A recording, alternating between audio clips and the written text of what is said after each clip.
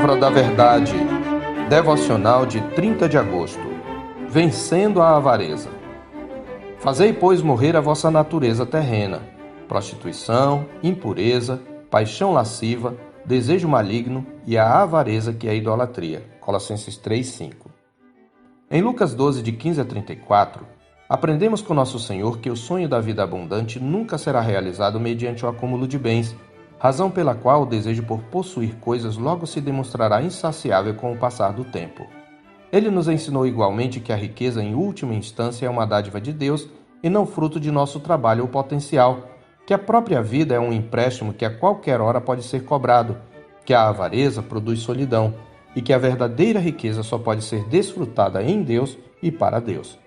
A partir do ensino geral das Escrituras, descobrimos que a avareza possui muitas faces. Ela se manifesta no apego às coisas em detrimento das pessoas, na simples ansiedade pelo pão e pela roupa de cada dia, no consumismo, na busca e no uso da posição ou status em benefício próprio. Também ficamos sabendo que a avareza ou insaciabilidade está presente na imoralidade sexual, na infidelidade nos dízimos e nas ofertas, ou no uso deles como um meio de barganhar com Deus. Percebemos que em todas as suas facetas, a avareza é uma disposição do coração que prioriza o eu e as coisas deste mundo em detrimento de Deus e do seu reino. Uma mentalidade autocentralizada e secularizada, ao invés de centrada em Cristo. Mas como fazer morrer a avareza na prática? A Escritura nos aponta o caminho do qual já vimos alguns passos. Antes de tudo, como já ressaltamos em ocasião anterior, somente em Cristo podemos descobrir o segredo do perfeito contentamento que destrói a avareza.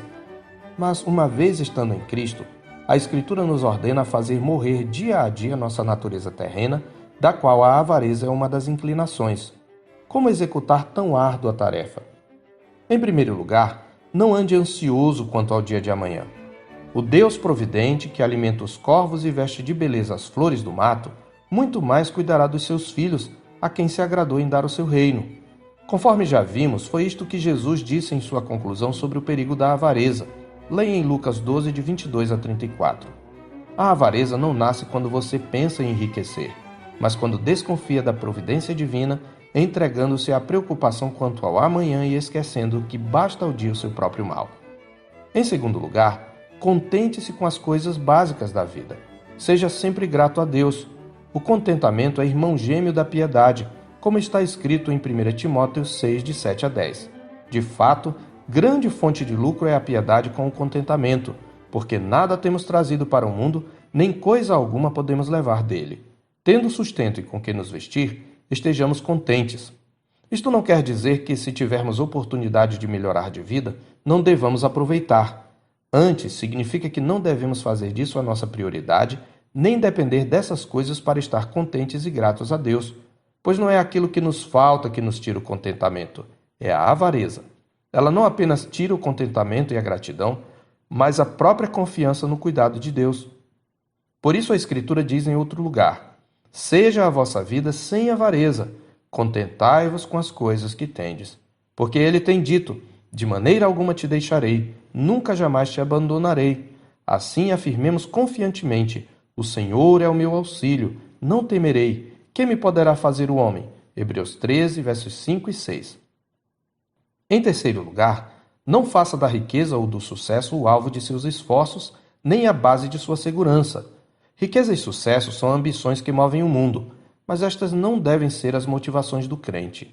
Pelo contrário, a Escritura desencoraja tais disposições do coração. Por exemplo, aos que correm atrás das riquezas, a palavra de Deus exorta: não te fatigues para seres rico, não apliques nisso a tua inteligência. Porventura fitarás os olhos naquilo que não é nada? Pois certamente a riqueza fará para si asas, como a águia que voa pelos céus. Provérbios 23, 4 e 5.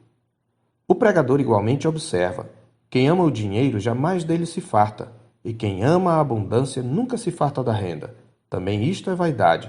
Eclesiastes 5, 10.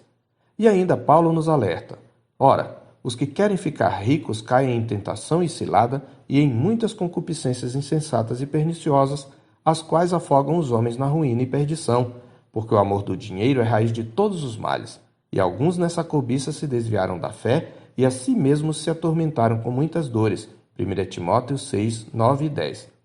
Quanto aos que já possuem riquezas, a palavra de Deus os lembra: se as vossas riquezas prosperam, não ponhais nelas o coração. Salmo 62, 10b.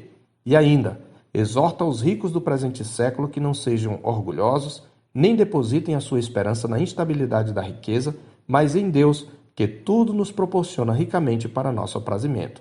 1 Timóteo 6,17. Mas alguém dirá: então para que trabalhar? Isto nos leva ao próximo conselho.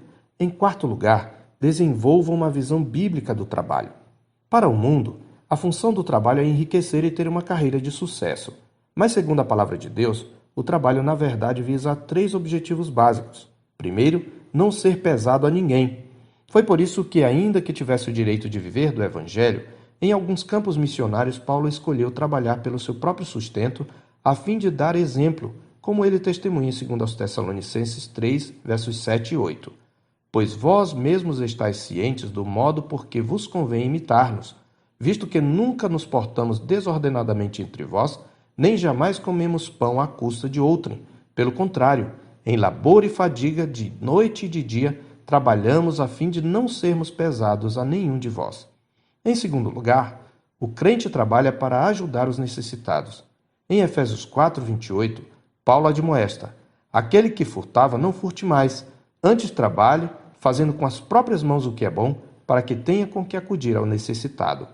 E na mesma passagem onde adverte contra a avareza, Jesus recomenda: vendei os vossos bens e dai esmola. Fazei para vós outros bolsas que não desgastem, tesouro inextinguível nos céus, onde não chega o ladrão nem a traça consome. Ele está falando em investir as riquezas na assistência ao necessitado. Paulo ecoa essas palavras do Senhor quando ordena a Timóteo que exorte os ricos a que pratiquem o bem, sejam ricos de boas obras, generosos em dar e prontos a repartir, que acumulem para si mesmos tesouros, sólido fundamento para o futuro, a fim de se apoderarem da verdadeira vida. 1 Timóteo 6, 18 e 19. Em terceiro lugar, nosso trabalho visa honrar e agradar a Cristo, nosso Senhor, como está escrito em Colossenses 3, 22 a 24. Servos, obedecei em tudo a vosso Senhor segundo a carne, não servindo apenas sob vigilância, visando tão somente a agradar homens, mas em singeleza de coração, temendo ao Senhor.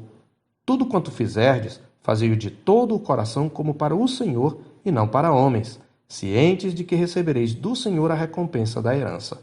A Cristo, o Senhor, é que estáis servindo. Por fim, faça do reino de Deus a prioridade absoluta da sua vida.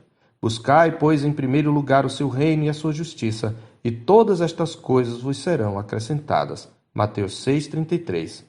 Aqueles a quem o Pai se agradou em dar-lhes o reino, não se apegam aos tesouros deste mundo. Eles sabem que foram ressuscitados com Cristo.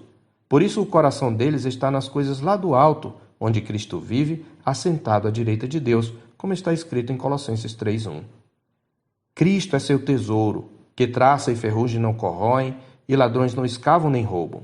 Por isso, pelo poder do Espírito Santo, eles mortificam todos os dias os feitos do corpo, entre eles a avareza, que é a idolatria, a fim de desfrutarem das riquezas do reino de Deus.